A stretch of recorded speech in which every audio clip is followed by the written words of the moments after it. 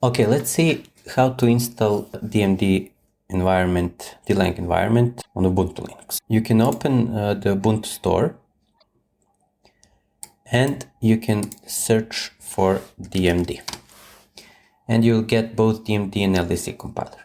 But if you take a look, the latest version is actually 96, and here you're offered version 90. But for LDC it offers version 24 when the latest one is 26. So let's install the latest DMD manually. So we would look for DLang here,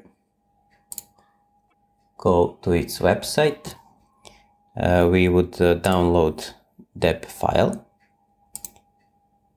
go to save file. Once it is downloaded, take a look where it was downloaded by clicking this icon. So here it's in home downloads.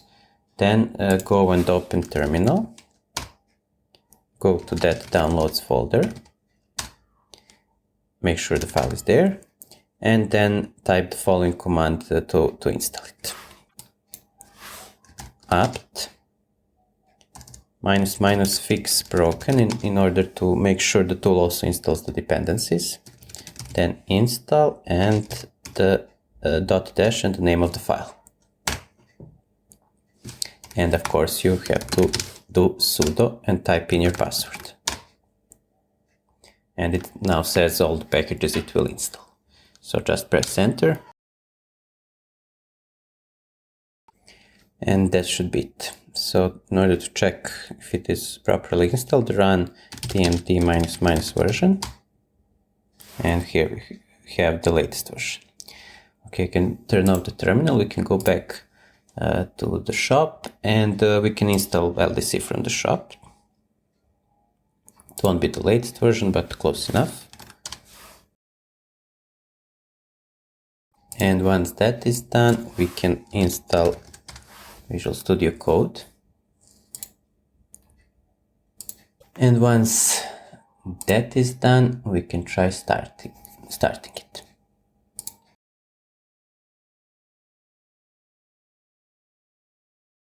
And there we have Visual Studio Code. So next thing is to install extension for DLang. So again, we can search for code D. And now we can install this bundle of extensions. So the plugin that offers syntax highlighting and code completion, then the debug support and packaging version support. So yeah, install that. And once that is installed, you should reload the window once. So command palette, Ctrl+Shift+P, reload window. We can open some folder. Let's call it the Hello World. And now we can generate a project. We do that by opening command palette again. So Ctrl+Shift+P. And we type code D, we see its options, we select create new project. It will now download the tools it needs to work in the background, so this part might take a few seconds. And let's choose empty console application as the template. And here you also get some links to the documentation, although make sure if you're looking for something important to look at the website for the latest documentation. So what did it generate? Again, like on Windows, we have .json describing the project. Here we will add some build options again. So we will say the target path is under bin directory, and we will say that target name we want to be Hello World. Then in Git we want to add that bin directory, and in source we have apt, and again we can define a world number variable and type right line to test if autocomplete works. So we can say hello world number. And then we can press Ctrl+Shift+B and select Run to run that. And that part works. Now let's see for debugging. Again, we can set up breakpoints until we go to Setup Preferences Settings, and then Features Debug, and turn on Allow Setting Breakpoints in any file.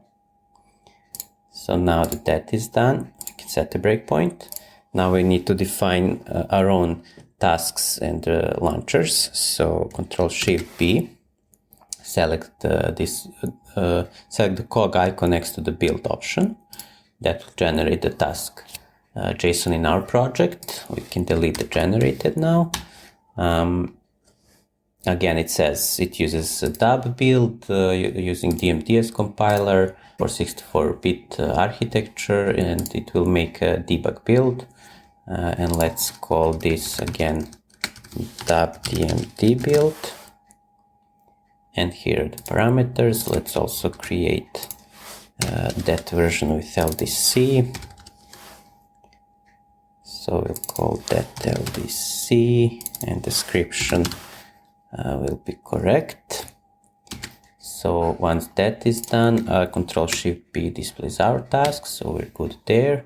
So now we go run add configuration, and here we have an option of using GDB or LLDB. So let's start with GDB first.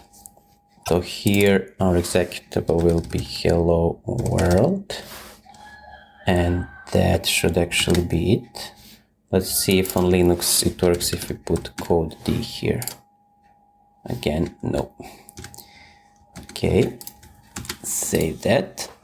And now when we press F5, let's see what happens.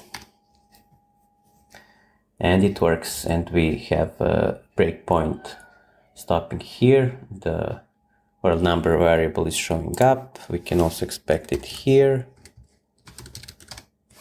Yeah. And we can step through the code. Yeah. So everything seems to be working. So that's installing it on Ubuntu.